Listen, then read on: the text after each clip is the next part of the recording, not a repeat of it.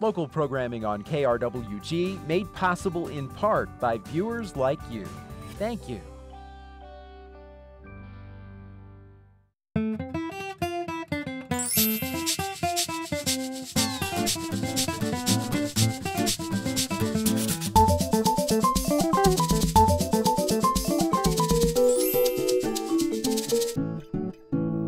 Welcome to Fronteras, Changing America. I'm Carlos Correa. On the program, Roberto Lozano, the head of bilingual programs for the Las Cruces Public Schools. We'll talk about his role and how he's helping Hispanic students overcome language barriers. Plus, we'll see how his program is helping students prepare for college. But first, Governor Susana Martinez says the creation of new jobs recently announced by the company Cytel here in Las Cruces is a good sign the economy is improving as more and more people get the chance to re-enter the workforce. Nina Apodaca recently moved to Las Cruces. She's been trying to find work for months and says she's not giving up. Full-time, part-time, whatever. Every week she visits the New Mexico Workforce Connection. It's here where she spends most of her time searching through a database of openings. She even teams up with employees who help improve her chances of landing a job. They help me do my resume here, and they help me through the process of filling up applications and faxing my resume to wherever. Apodaca relies on her family for help. They assist in paying bills and buying groceries, but Apodaca hopes her experience and skills can get her back on her feet. I have a Class A, I have a Class B. I'm bilingual. I'm a team player. And I need a job. Leaders with the New Mexico Workforce Connection say they see all sorts of clients. They have people who are still unemployed or underemployed and individuals who have already exhausted their unemployment benefits. What I think is happening is that there are employers that are running with minimal staff and seeing that they're able to do it. And even though they have the funds or the money to hire other people, they're not doing it because they want to. They're just waiting. It seems like there's a waiting game right now. Wagner says many employers are just waiting to see if the economy improves. And until that happens, he encourages everyone who walks through his doors not to lose sight and spend time knowing the employers who are hiring. Sell themselves to the employer, know what the employer is looking for, know that employer, what they do, how they do it, create a good resume, which we can help people do that here. And then go out and look. And you have to be persistent. You have to be consistent. And you have to be almost aggressive in order to open doors for you. One company opening doors in Las Cruces is Cytel, the customer care outsourcing provider. It recently announced a third expansion in 18 months. New Mexico Governor Susana Martinez. So you have what's going on here, you have what's going on in Santa Teresa, you have the development that's taking place down there, the jobs that are coming with Union Pacific and the construction, several thousand jobs that are taking place there. So they're pieces to a bigger puzzle, but obviously put all those together and it's a huge impact here in New Mexico. Martinez says the state is doing what they can to encourage job growth. Lawmakers are reducing regulations, even taxes, so New Mexico can compete with neighboring states like Texas, Colorado, and Arizona. It's a great sign for New Mexico because you see economic development throughout the state, and it's good to see it in different pockets, not just in the Albuquerque metro area, but you see it down in the southern part in Santa Teresa. You see it in the southeast, you know, in Lee County and around Hobbs, and you see it in Clovis. You see it here in Las Cruces. So it's not just a single industry that's growing. You're seeing different kinds of industry growing and all over the state. And Martinez says there are jobs available in different parts of the state, and people looking for work can go to the state or local websites for more information, including the Workforce Connection.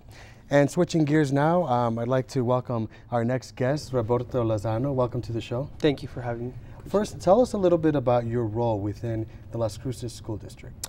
My role with the Las Cruces Public Schools is to oversee the bilingual education programs for our district, as well as make sure that our students that are learning English or acquiring English are being supported at school. So that's my major role, and starting new initiatives as far as providing those services for those students. So as head of the bilingual programs, you oversee the elementary schools and the high schools. Correct. It is a K-12 position, and what I do, I work directly with principals, as well as I have my small staff that does professional development for schools, and teaching teachers strategies as to meet the needs of those children that are learning English as their second language. Roughly how many students are there in the school district that are bilingual or part of this program? Yeah, it equals to about 14% of our LCPS population, which is about 3,600 students that are identified as English language learners. Again, and I said identified because a lot of the times, we might have missed them. You never know. Depending on, we have a process of identifying them when a parent registers their child in school. They answer 3 questions, and you never know if it's exactly what happens at home if they're speaking another language. Mm-hmm. So it kind of gets tricky when you identify students, but we have approximately 3,600 this last school year. Now, where are these families migrating from? Most of our population is from Mexico. We have a lot of migrant children from Mexico that are learning English at their schools, but we're also seeing a big wave of students coming from other countries, for example, India, China, because of the university. So their parents are coming to the university, so we're seeing kind of a trend. That number is growing also. So that's where we get most of our English language learners. Like I said, the majority are Hispanic. Mm-hmm. Describe to us how difficult it is for a person who is bilingual. Like I grew up in a household where my parents only spoke Spanish. Right, well I could tell you from my personal experience and from what I've seen from being a teacher and also in my role now, I myself was a migrant student as well. First language was Spanish. I couldn't even tell you the first word that I learned in English. I still recall what that word is. It's very difficult because not only are you, for our students that come from Mexico or another country, not only do you have to learn the culture, just getting acculturated. Our school system is very different from anywhere in the world, but also that barrier of language, trying to learn content. When I mean content is your math, your science, your social studies, because every subject area involves language, reading, writing, speaking, listening. So it's a huge barrier, so we need to make sure that that we provide the best opportunities for those children to comprehend what's being taught to them. So that's really my big role in the district, is to make sure that teachers understand, first of all, how a child acquires language, because if a teacher doesn't understand that, then they're going to have a hard time presenting lessons that are meaningful for those students. And again, it's going back to just best teaching. What is best teaching strategies to meet the needs of those students. Are there teachers in the school district that don't know the language of the student who's in their classroom, and how do you come into the role to help? So the way it works is when a child enters a school, I talked about we call it the home language survey. So you register your child at school, you answer 3 questions. If any of those questions there's another language other than English in those 3 questions, then that's kind of saying, okay, this child might be a second language learner. So then we screen them. We have a test. That it's a state mandated test basically, and we test this child with this assessment, and if they don't pass this assessment, it's in English, then you offer services to the parent. So you tell the parent, okay, your child qualifies. The parent says, you know what, no, I don't want any services, or yes, I do want services. So then they have 2 options. So then if they place them with a bilingual teacher, that teacher more than likely does speak Spanish. So they were able to communicate, but if the parent says, no, I want him in, I don't want any services, so then they're going to put them in the mainstream them, so then the teacher more than likely doesn't speak the language. And, in some schools we do have teachers that aren't bilingual teachers that speak the language, but there's a lot of cases where the teacher doesn't speak Spanish, so they can't communicate, or Spanish or another language. So how difficult is it for the parent in a household where their kid comes in, they're trying to learn the English language, and they really can't help because they really don't know it. Right, and that's why it's crucial that these children, these students, are placed appropriately. I mean, that's the #1 concern that we have in the district is making sure that these students are placed in a classroom where the teacher understands language acquisition and really provides that support for them. So it's crucial, and you brought up a very good point. You know, with any successful student, if you look at the record, whether they be an English language learner or just any student, parental involvement is crucial. I mean, the parent needs to be involved in their education. So if a child is in a mainstream classroom, mainstream meaning just English, they go home with English homework, nobody could help them at home, the child really didn't understand what was happening because they're learning a second language, so then, you know, that is going to affect them in the long run. You know, that's when we have, you know, our kids dropping out before graduation because, you know, they don't understand the language and nobody could help them. So that's why we really encourage, and you know, I really want to clarify that when I mean bilingual teachers, you know, their goal also is not only to maintain their native language, which is very important in English language acquisition, but also to acquire English. So we're not putting students in a bilingual class just to teach them Spanish completely. You know, the goal is to learn both, to know them really good. And research does tell us that when a child is acquiring a second language, they must master their native language first. And I could tell you that by experience. You know, I learned how to read, write in Spanish first, and it was really easy for me to transfer. So that it's that idea of making sure that they're really strong in their native language, and then you transfer that information into the second language. It's just making connections, because now you're not learning, so say you have a baby, you know, when you're a baby, you're learning how to, you know, you're learning everything new, new objects, new everything. That's the first time you're exposed to that. Same with language. When you learn how to speak in one language, you know what a table is. You know how to point out what a table is. All you're doing now when you're learning a second language is just changing the word. You know what it is, now you're just changing the word. So that's the idea of bilingual education, is making sure that they're really strong in their native language, that we maintain it, and not only for the language part of it, for the academic part of it, but also for the culture side. You know, making sure that the child's culture is being maintained. You know, it's very important. What projects or events do you have in place to help engage the parents, to help them get more involved? Yeah, well, right now we're going through a phase with the Las Cruces Public Schools where it's very exciting. We're restructuring a lot of the way we've done business with our bilingual programs, and really focusing in on the quality of instruction that happens in the classroom of English language learners.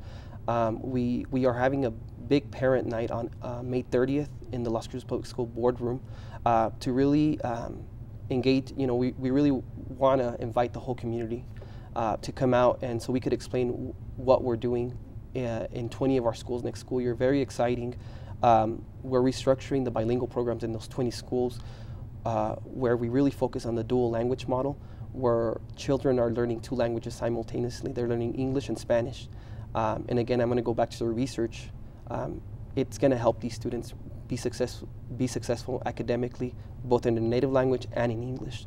So really exciting. Some of the things that we do, of course, is we have parent nights district-wide, but each school, at least twice a year, they have what they call a pack night, where they invite parents of English language learners to go and get information regarding the program that their child is in. And of course, we have a great parental involvement program within our school district where, you know, schools, those are always open to go and get involved in the classroom. Now, you're fairly new to your position, correct? Yes, I am. I'm just finishing off my first year. I was a teacher just last year. So. Got you. And so, were there any expectations that you met or did you want to meet in the upcoming school year? Really, I'm going to go back to that quality of instruction for our students. That's my #1 focus. Of course, you know, people ask, well, what is your goal? What is your vision? My vision is for every English language learner, regardless if they're Hispanic or whatever their culture may be, is to graduate from high school. You know, prepare them for college. That's our goal. You know, dual language, the program is a means to get there. You know, but like I say, is do whatever we can to make sure that these kids are graduating, and more importantly, that they're going to college and that they're ready for college. Do you ever get any parents that say, that doubt the fact that, you know, their kid can go to college despite the language barrier, and how do you get them to realize that, yeah, it is possible? Yeah, and I think just breaking that trend, and I don't necessarily think that it's parents that are opposed to their kid going to college or their kid. I get a lot of, you know, misinformed parents about bilingual education. It's really our job in the district level is also making sure that parents are informed. You know, that's where we have to come in, and because I'm a true believer that parents, if they're not informed, then, you know, they build misconceptions. Mm-hmm. So just from our end is making sure that parents are well informed of what the research tells us, well informed of the programs that we provide, and well informed of what they can do to help their child succeed. And like I said, it's just breaking trends. You know, I myself was the first grandson, I guess I could say, to go to college. You know, I broke the trend, you know, and it was because my parents really supported me and they understood the value of education. So I think not just ELL, but just making sure that teachers, administrators, district administrators, you really send that message is that anybody could go to college and succeed. Mm-hmm. Tell me the typical schedule for a student in your program, in the bilingual program. Well, it really does depend on the school that they're at right now. We have right now what we call dual language programs in some of our schools, elementary schools. We have a transitional program in our secondary schools. In a dual language program, their schedule would be, depending again on the school, you know, there's variations between schools. Basically, you know, they're learning the same content. They don't have separate goals than any other kid would have, you know. So New Mexico has standards and benchmarks. That's their goal, to make sure that they know the math, know the science, everything that's in there. The only difference is the language that it's delivered in. So in a typical day, I'm just going to give you what my classroom looked like last year. 1 week I would teach all the content, reading, writing, math, everything in English. The next week I would do it in Spanish. Now people say, well, did you have to repeat, translate? No.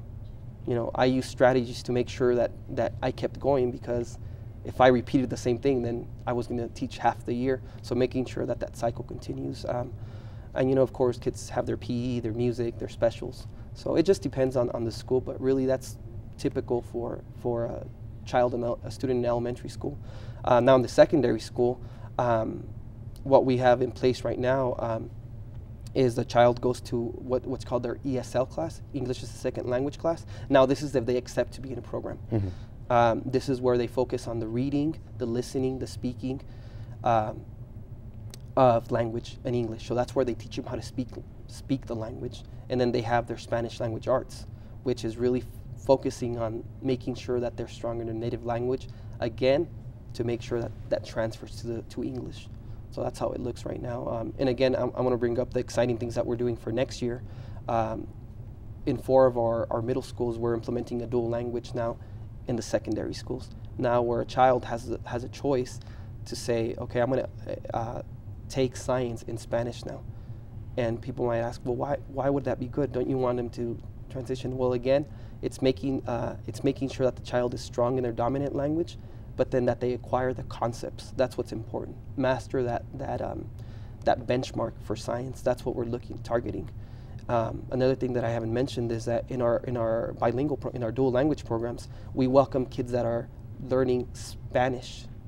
Does that make sense? Mm-hmm. So we have English language learners, and then we have Spanish language learners. Mm-hmm.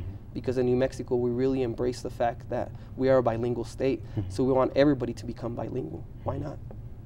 I remember in college noticing one of the students with a dictionary, right. And I would look over and ask, "Why do you have a dictionary?" And the person didn't know the English language, so he had to look up right. everything that the teacher was saying or teaching. Right. Do you have that type of support in the school district in terms of like dictionaries or maybe a teacher aide in the classroom? Yeah, usually in the elementaries I don't see it as much, but in the secondary we do have teacher aides that you know, support those children in those classes. You know, making sure that they understand the concept. And again, I'm going to go back to you know, if you really have it down, your native language, it's going to be a lot easier for you to transfer. Especially in our area, Spanish and English are very similar languages, you know, Latin roots. So when, for example, for science, for math, most of the words summa and sum, they're called cognates. So they mean that they have the same meaning. So they could make that connection.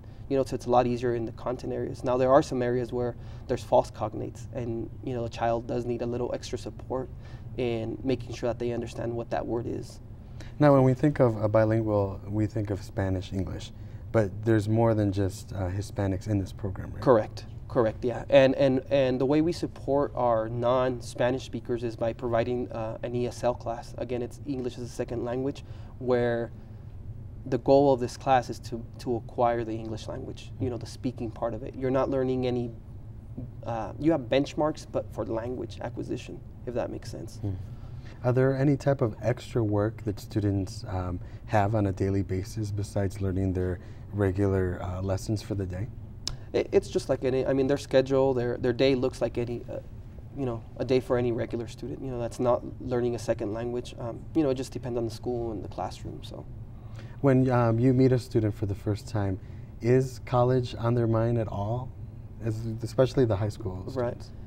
Right. That's a conversation that I like to have when I go out to visit high schools.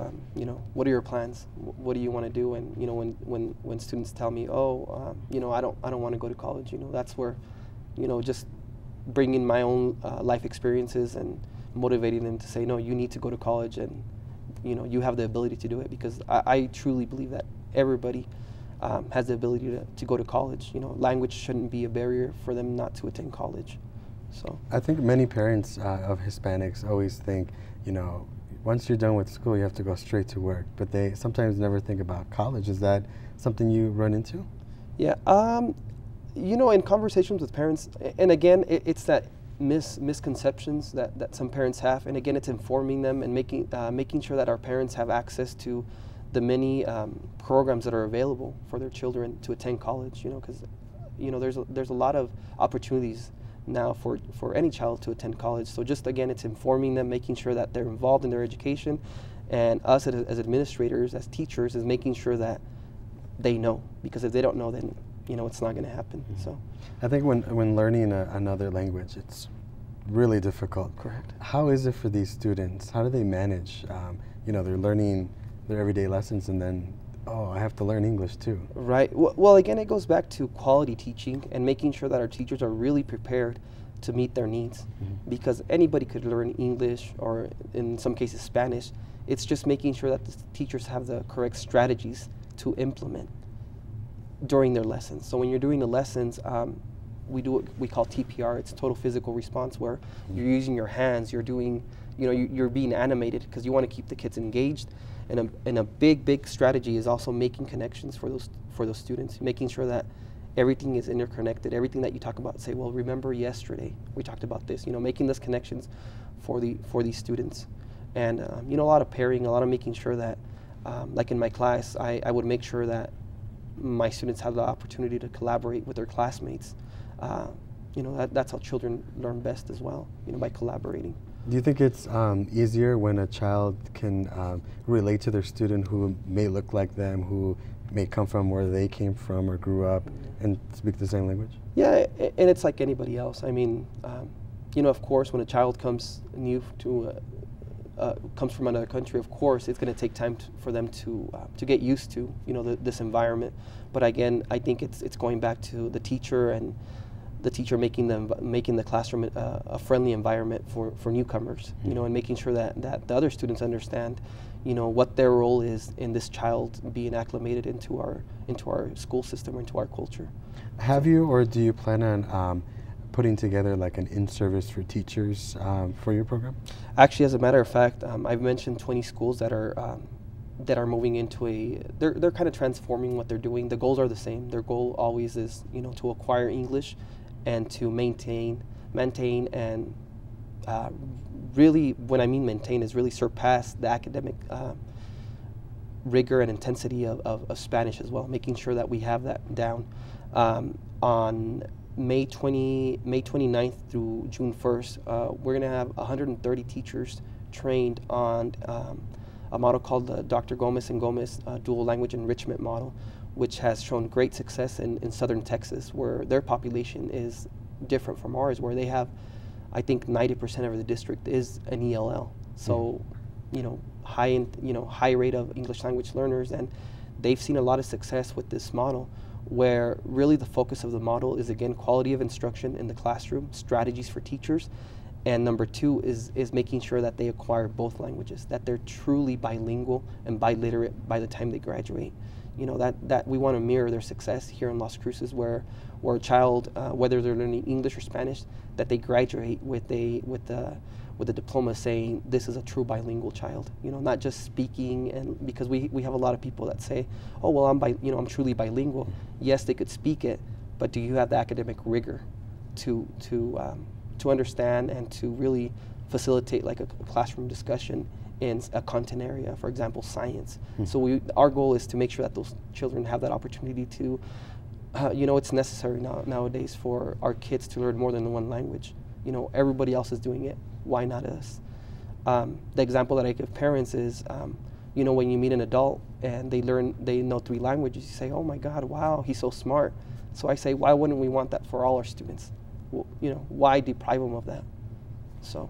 How important is having that peer-to-peer assistance within your program? Again, it's crucial. I mean, you need to learn how to work with people to accomplish anything. So it's very important in the classroom and also from an administration level. Would you think that it's easier for a student to learn when they have someone sitting next to them that's probably going through the same thing? Yeah. That's completely correct. I know one of the big strategies that Dr. Gomez and Gomez talk about, we had a small in-service for our principals, is they really talk about making sure, they call them bilingual pairs. So is where you pair bilingual students together and they help each other out, you know, to acquire the second language. Whether they're learning that day Spanish or English, they're really helping each other out in getting, again, it's the concept, because we want our kids to learn the content. Quality of instruction again. So. And where can people find more information about your bilingual programs within the school? They could go to the Las Cruces Public School website, the LCPS website, and it's under instruction and bilingual multicultural programs. All right, Roberto Lozano, thank you so much for joining us. I appreciate your time. Well, thank you for the opportunity. All right. Appreciate it. And that's all the time we have. Remember, you can join, or rather see this entire conversation online at krwg.org. While you're there, join us on our blog, follow us on Twitter, and like us on Facebook. I'm Carlos Correa. We'll see you next time.